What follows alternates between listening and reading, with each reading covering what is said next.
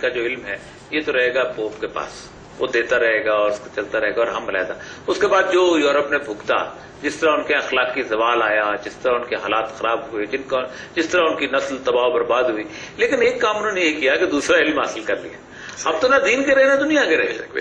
میں آپ کی بات کو تھوڑا سا بڑا کروں. آپ نے بڑی خوبصورت جو رسول پاک صلی اللہ علیہ وسلم کی دعا فرمائی کہ اے اللہ تو مجھے اشیاء کی حقیقت کا علم دے.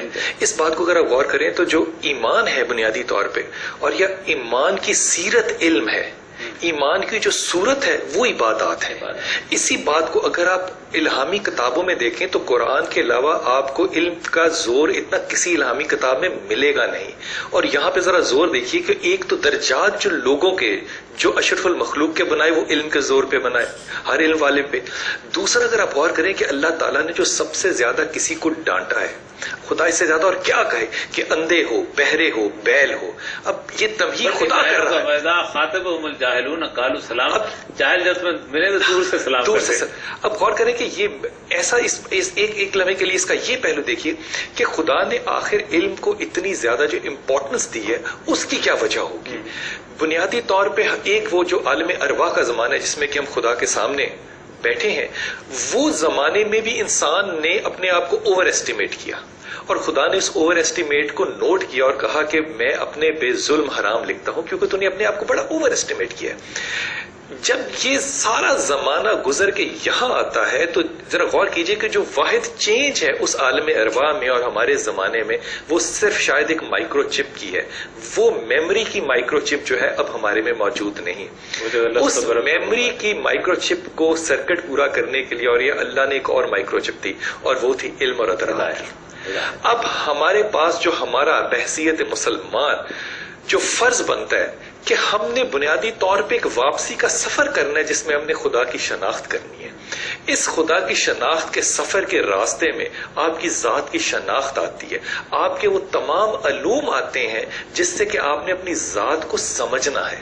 یہ سارے سفر کی بنیاد جو بنتی ہے یہ اس سفر کی طرف لے کر جاتی ہے. اس لیے اگر آپ غور کریں تو احادیث کے اندر اوپر تلے 41 احادیث آتی ہیں جو صرف علم کی بنیاد پر. بالکل. اب غور کیجئے نا ذرا کہ اگر علم کی امپورٹنس قرآن میں ہے تو احادیث میں کس قدر ہے.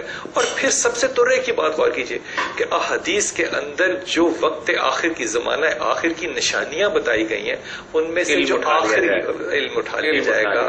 اور علم کیسے لگتا یہ ہے کہ ہمارے ہاں سے علم اٹھا لیا گیا، یعنی اس کا مطلب ہم جس سے علم اٹھا لیا گیا جس قوم پہ وہ زندہ نہیں ہے، اس پہ قیامت آ چکی. میں سمجھتا ہوں کہ ہم اس وقت بھی زومبیز کی طرح چل رہے ہوتے ہیں کیونکہ ایک نظام میں ہم پڑھ چکے تو ہم چل رہے ہیں، ورنہ کوئی ایسا معاملہ چل رہے ہیں اس کے اندر ہم بیٹھے ہوئے ہیں، وہ سائیکل کی وجہ سے چل رہے ہیں. بالکل بالکل بالکل. اب یہ سارے معاملے کو اگر آپ اس سادگی سے دیکھیں کہ اگر آپ نے اپنی ذات کو شناخت کرنا ہے تو بنیادی طور پہ آپ تقسیم علم کرنے کے حوالے سے کبھی سوچ سکتے بھی نہیں ہیں. آپ کی اپنی ایموشنز جو ہیں وہ سائیکالوجی ہے، آپ کی جو روح ہے وہ میٹا فزکس ہے، جو آپ کا بدن ہے یہ بیولوجی ہے، کیمسٹری ہے، پیتھولوجی ہے.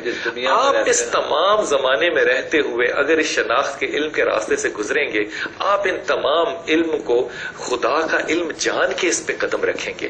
یہ جو تقسیم میرے خیال میں کی ہے یہ بنیادی طور پہ ہمیں اس بنیادی زاویے سے دور لے جاتی ہے. یورپ نے بھی بھگتا اس کا. آج وہ دیکھیں نا، آج وہ سائنٹیفک ایتھکس کی بات کرتے ہیں معاشرے کو ٹھیک کرنے کے لیے، اس کو لے انہوں نے کہا اب آج وہ چیز تو انہوں نے کر لی لیکن انسان بے روح ہو گیا، انسان بے چین ہو گیا. ہم سب ایک کمال اللہ تعالیٰ کا ہے جو فرشتوں کے سامنے اللہ نے اللہ آدم الاسماء سارے اسم سکھا دیے. ویسے اب یہ سارے اسم اس نے سکھائے ہیں، ظاہر بات ہے ہم نے انہیں کو تلاش کرنا نا، وہ اسم ہیں کہاں، ہم کیوں نہیں کرتے؟ مجھے یہ سمجھ نہیں آتی، یہ کوئی نہیں بتاتا.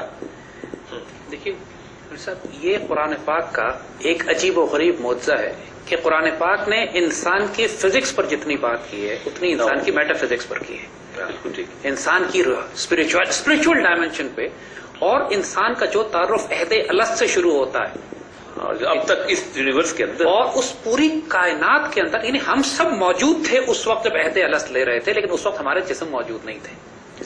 پھر اللہ تعالیٰ جب بات کرتا ہے اس امانت کی جو اس نے زمین و آسمان و پہاڑوں اور کائنات کو پیش کی اور کوئی نہ اٹھا سکا، لیکن انسان نے اٹھا لی وہ امانت، ظلومن جہولا. لیکن پھر ظلومن جہولا. تو انسان کی جو اصل ڈائمنشن ہے جس کی بنیاد پر وہ اپنے رب کی معرفت حاصل کرتا ہے، وہ فزیکل نہیں، وہ اسپرچل ہے، میٹا فزیکل ہے. اور یہ تمام علوم، جس طرح قرآن پاک کے بارے میں اللہ تعالیٰ فرماتے ہیں کہ قرآن پاک انسان کے قلب پر نازل ہوتا ہے، اسی قرآن میں ہم کو وہ علوم ملتے ہیں کہ جو سلیمان علیہ السلام کے دربار میں جو درباری بیٹھے ہوئے ہیں، فرمایا ان کے پاس الکتاب میں سے علم ہے، تو وہ ملکہ کا تخت اس طرح اٹھا کے لے آتے ہیں اس سے پہلے کہ آپ کی آنکھ بھی چھپک سکے. تو وہ انہی علوم میں سے ہیں جو اس قرآن میں موجود ہیں. تو اللہ تعالیٰ نے جو کچھ ہمیں عطا فرمایا، سائیکلز کے قرآن، میں حیران ہوتا ہوں کبھی کہ وہ پانی کا سائیکل، کہ ہم کیسے زمین پانی بنتا ہے، سحاب بنتا ہے، اترتا ہے، انسان کا بایولوجیکل سائیکلز، یعنی زمین و آسمان و کرسی و عرش خودی کی زد میں ساری خدائی کی جب اقبال بات کرتے ہیں تو دیکھیے قرآن پاک کس ڈائمنشن سے شروع کرتا ہے. آدم کی تخلیق کی بات کر رہا ہے، پھر یہ بات کر رہا ہے کہ آدم کو سجدہ کرایا جاتا ہے، جہاں پہ یہ گفتگو ہوتی ہے ساری، لا علم لنا الا ما علمتنا. پھر ان کے بعد حوا کی تخلیق ہوتی ہے، پھر کہا جاتا ہے اب تم جنت میں جاؤ، اس کے بعد جنت میں جا کے رہو. پھر یعنی جس ڈائمنشنز کا اللہ تعالیٰ ذکر کر رہا ہے، یہاں تو کہتا ہے مستقرن و متان الہی، ایک وقفے کے لیے پیریڈ کے لیے جا رہے ہیں ہم جا رہے چھوٹے سے period. اصل جو انسان کی زندگی ہے وہ پیدا ہونے سے پہلے اور مرنے کے بیچ بعد میں کاٹ دی ہے یہ نا، تو بیچ کا ایک پیریڈ ہے چھوٹا سا. تاکہ تو یہ کیسے ممکن ہے کہ انسان کو اللہ تعالیٰ نے وہ ساری ڈائمنشن زمینی، اگر میں اپنے قدم پھیلا بھی لیتا ہوں جو اقبال کہتے ہیں، لیکن زمین و آسمان میں وسعت کہاں ہے؟ یہ کہ اصل انسان، الانسان الکامل، جس کی ڈیفینیشن علامہ اقبال خود انسان کامل کی جو ڈیفینیشن دیتے ہیں، وہ ڈیفینیشن ایک ایسے سپرمین کی ہے، ایک ایسے انسان کی ہے کہ جب خلیفۃ اللہ فی الارض بنتا ہے، نائب فی الارض بنتا ہے، تو ان تمام صلاحیتوں کے ساتھ بنتا ہے، قہاری غفاری ہو، جبروتی ہو، قہاری غفاری قدوسی ہو، جبروت ہوتی ہے. قدوس کا پاکیزہ ہونا چاہیے اس کو. اور وہ جو قاری نظر آتا ہے لیکن حقیقت میں ہے قرآن. تو جو ریالٹی ہے انسان کی وہ اس قدر انٹینس اور ایمنس ہے کہ اصل میں جو فقراء اور اولیاء اور صاحب نظر صاحب بصیرت لوگ فرماتے ہیں کہ یہ پوری کائنات جو آپ کو نظر آتی ہے وہ عالم صغیر ہے، عالم کبیر تو انسان کے وجود میں ہے. میٹا فزکس کی بات بڑی کمال کی. میٹا فزکس کا بھی ہمارا میدان ہوتا تھا، میدان عمل ہوتا تھا، بلکہ انٹیوشن کو آگے لے کے جا. دنیا پوری اب اس بات پہ آگے ہوئی ہے کہ انسان بنیادی طور پر یہ اس کا انر سیلف ہے. اب تو وہ یہ کرتے ہیں کہ وہ انسان کے ارد گرد جو اورا ہے اس کی تصویریں تک کیمروں سے کھینچ لیتے ہیں کہ بلو اورا کس کا، جو کبھی صوفیاء ہمارے کہا کرتے تھے کہ جو جتنا پاکیزہ ہوگا اتنا سفید اورا ہوگا، جتنا چھتنس کی طرح ہوگا.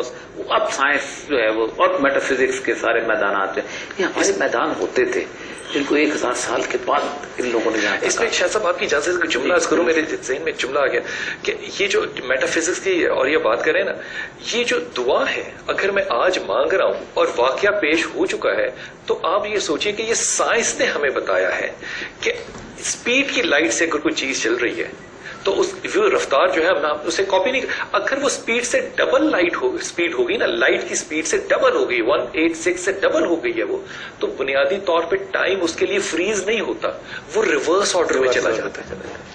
اسپیڈ آف لائٹ پہ وہ سٹے کرے گا، ڈبل پہ وہ ریورس میں جائے گا. اس کا مطلب دعا کا یہ اثر ہو سکتا ہے کہ میں خدا کے ساتھ اگر ایک رابطہ کر رہا ہوں تو اسپیڈ کی ڈبل لائٹ سے جا رہا ہے تو وہ میرا سارا کا سارا معاملہ ہے وہ ری رائٹ ہو رہا ہو اور یہ ریشنلٹی نہیں بنتی ہے.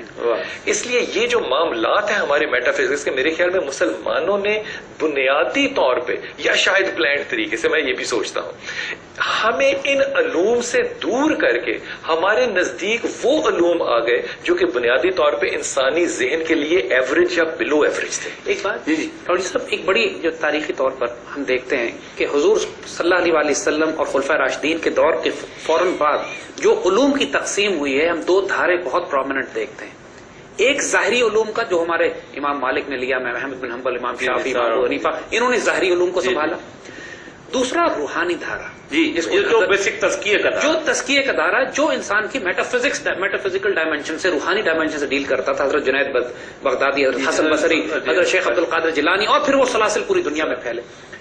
ایک بات جو بڑی اہم یہاں پر آتی ہے کہ ان دونوں علوم میں اس دور میں جب ہم عروج پر جا رہے تھے، ایک تفریق نہیں تھی، دوسرا معاشرے کے ذہین ترین لوگ انہی علوم میں جایا کرتے. بالکل ٹھیک.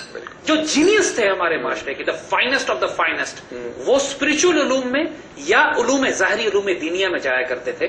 اور ان علوم کو حاصل کرنے کے بعد وہ فزیکل علوم کی طرف، بلکہ ان کے جو باقی فزیکل علوم کے ماہر تھے ان کے تابع ہوتے تھے، ان کے تابع انہی مدرسوں میں ہوتے تھے، لیکن استاد ان کا ابو حنیفہ ہوتا تھا، استاد ان کا احمد بن حنبل ہوتا تھا، یہی بات تھی۔ استاد جنید بغدادی تھے۔ یعنی ان علماء نے، ان فقراء اور ان اولیاء اللہ نے ایسے ایسے علوم پر بات کی ہے کہ آج کی فزیکل سائنس کی عقل دنگ رہ جاتی ہے کہ ان لوگوں نے یہ باتیں کی۔ سیدنا علی رضی اللہ تعالیٰ عنہ نے، آپ امام بھی ہیں فقہ کے بھی اور امام آپ روحانیت کے بھی، سیدنا علی ایک لکڑی جل رہی ہے ایک جگہ پہ، تو لوگ کسی نے کہا لکڑی جل گئی، آپ نے فرمایا جلی لکڑی نے صرف شکل بدلی ہے، جلی تو آگ اور ہوا اور پانی۔ تو وہ پوری اس وقت یہ ڈائمینشنز کس کو معلوم تھے، اور یہ علوم اس وقت سے چل پڑے۔ اب انرجی کنزیوم ہو رہی ہے، میٹر کی not be destroyed, it only changes its form. تو یہ سارے یہ آئنسٹائن یعنی 200 سال کی جو پوری سائنس تھی اس نے وہ کہتی تھی کہ matter is composed of individual particle called atom, اس نے کہا تمہارا دماغ خراب ہے، یہ شیپ کر چینج کر۔ اگر آپ یہ محی الدین ابن عربی کی کتاب پڑھیے تو جس طرح ذرے کو انہوں نے ڈیفائن کیا ہے، جو کہ نیوکلیر انرجی کی بیسس ہے، یعنی یہ اور جس طرح میٹا فزیکل ڈائمینشن میں جا کے انہوں نے اقبال لہو خورشید کا نکلے اگر ذرے کا دل چیرے، بعد اور آئنسٹائن نہیں آیا تھا، آئنسٹائن نے E = mc² ایگزیکٹلی پھر یہی دیا ہے کہ فزیکل میٹر انرجی میں اسپرچل ڈائمینشن میں کیسے کنورٹ ہوتا ہے۔ یہ آئنسٹائن بات کر رہا ہے تو دنیا قبول کر رہی ہے، اس سے پہلے کئی سو سال پہلے مسلمان ہمارے جو صاحب نظر صاحب بصیرت علماء تھے وہ یہ باتیں کر چکے تھے۔